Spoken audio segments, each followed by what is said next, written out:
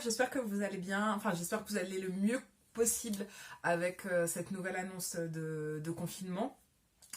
Qu'en dire, comme je le disais hier en story, j'ai vraiment pas envie d'en parler et je considère qu'il y a beaucoup de gens qui font ça très bien ou moins bien, mais auquel cas ils pourraient ne pas en parler.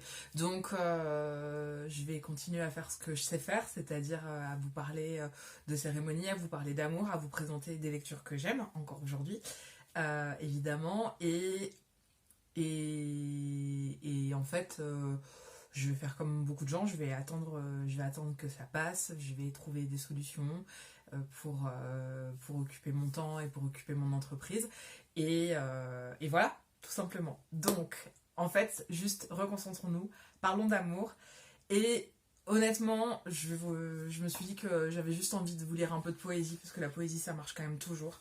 Donc, je vous lis aujourd'hui un texte de Paul Verlaine qui s'appelle J'ai presque peur, en vérité. J'ai presque peur, en vérité, tant je sens ma vie enlacée à la radieuse pensée qui m'a pris l'âme l'autre été.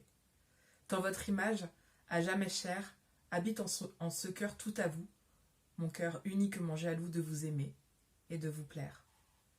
Et je tremble, pardonnez-moi, d'aussi franchement vous le dire, à penser qu'un mot, un sourire de vous est désormais ma loi, et qu'il vous suffirait d'un geste, d'une parole ou d'un clin d'œil pour mettre tout mon être en deuil de son illusion céleste.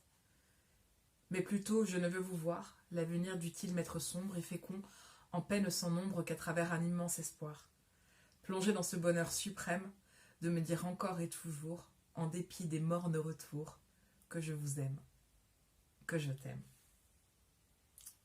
Voilà, tout simplement, je pense qu'il faut se concentrer aussi sur ça, et comme je l'ai pas mal dit ces derniers temps, se concentrer sur le beau, on va se concentrer sur ça.